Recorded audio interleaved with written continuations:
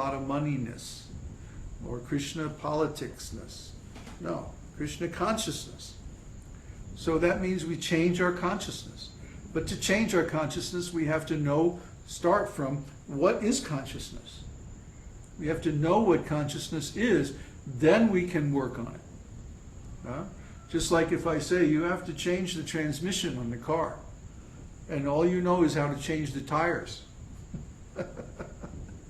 Changing the tires is not going to fix the problem. So if we say you have to attain Krishna consciousness, just talking about Krishna is a start, but that's not the actual thing. So we come back to that same point again and again, that this means you have to be able to work on the level of consciousness. And it's not that difficult. Everyone has everything they need to perform this consciousness experiment and to learn about consciousness. All you have to do is sit down and turn your consciousness inward. Now our consciousness is going outward toward the material senses. So when we turn the consciousness around and contemplate itself, then we can do that. Anybody can do that. It doesn't require anything special. Just you have to have the desire to do it. So everyone already has a fully complete and equipped laboratory of consciousness. So then if you chant the mantras and you also contemplate these things, these issues of consciousness, then you'll understand everything we're saying accurately. And you'll get the benefit. Having a cat, I mean, you don't need TV if you have a cat. You know? They're so entertaining. Okay, any more questions? Another one from Bruce. Similar? Even better. Uh-oh. Can we chant the Gayatri mantra along with the Maha mantra? Or If you have second initiation, you can. I don't know how many times I had to post this. Do not chant Gayatri mantra without being initiated. Because if you're impure, just like, what's the difference between the wires in the wall that carry your electric current and the wires in the toaster that get hot when you pass current through it? The wires in the wall have very little resistance. They're made of pure copper. So when the current goes through, they don't heat up.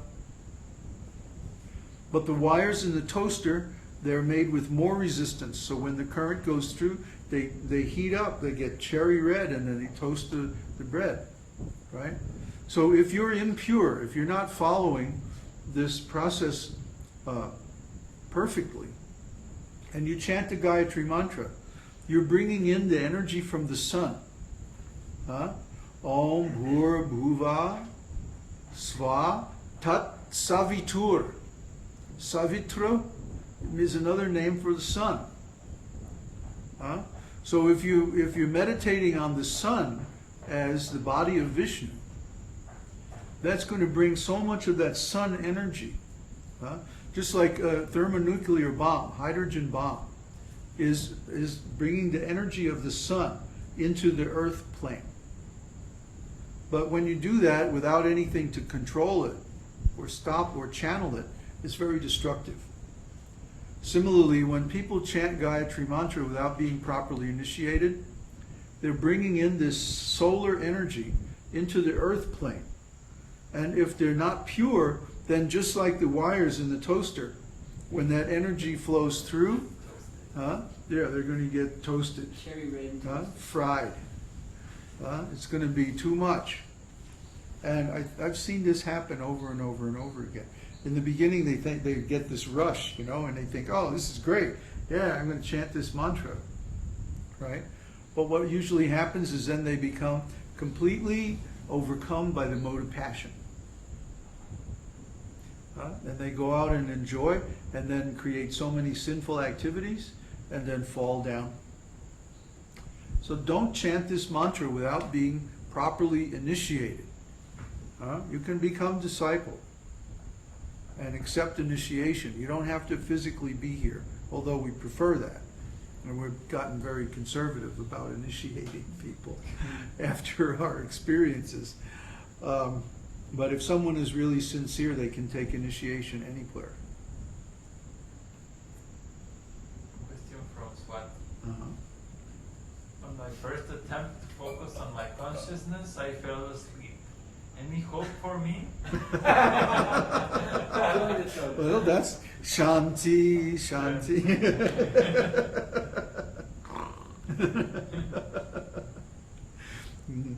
It's good to be sitting in yoga posture.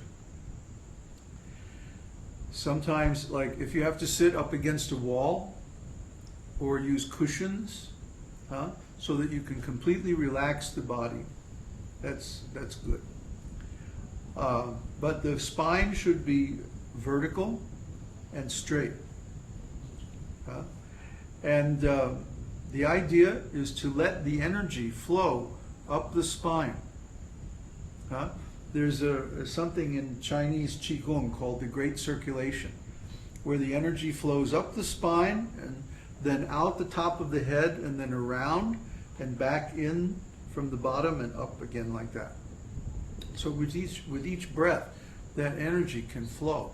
So in the beginning, if we can't concentrate on consciousness directly, we can begin by concentrating on this energy flow, prana, which goes according to the breathing and like that.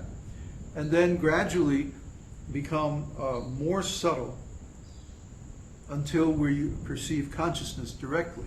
And to do this, the awareness, the center of our awareness has to travel up until it reaches the top of the head. That's a technique, it's called Kundalini Yoga. And it's just a technique. That's not the thing itself. The objective, of course, is to become conscious of consciousness. But actually, if you understand what consciousness is, it's very easy to just be conscious of consciousness.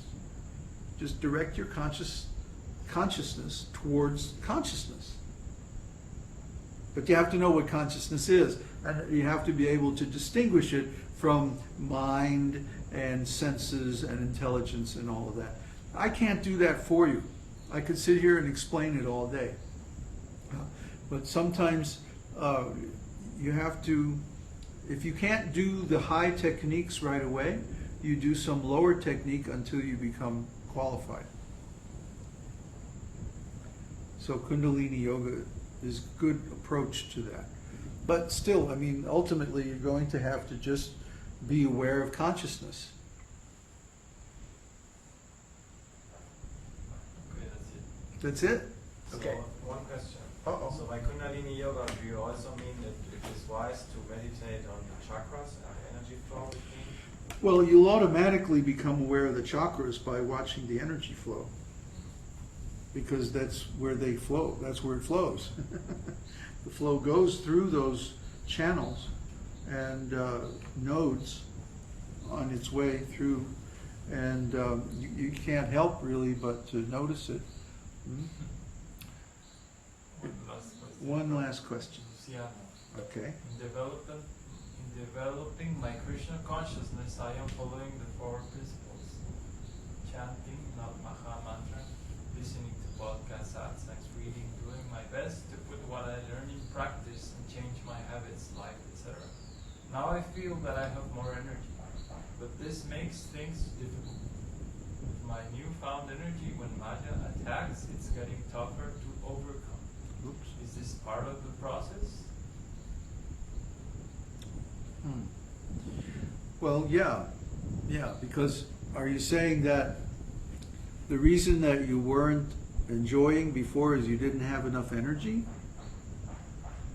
So then if you have energy, then you want to go out and enjoy?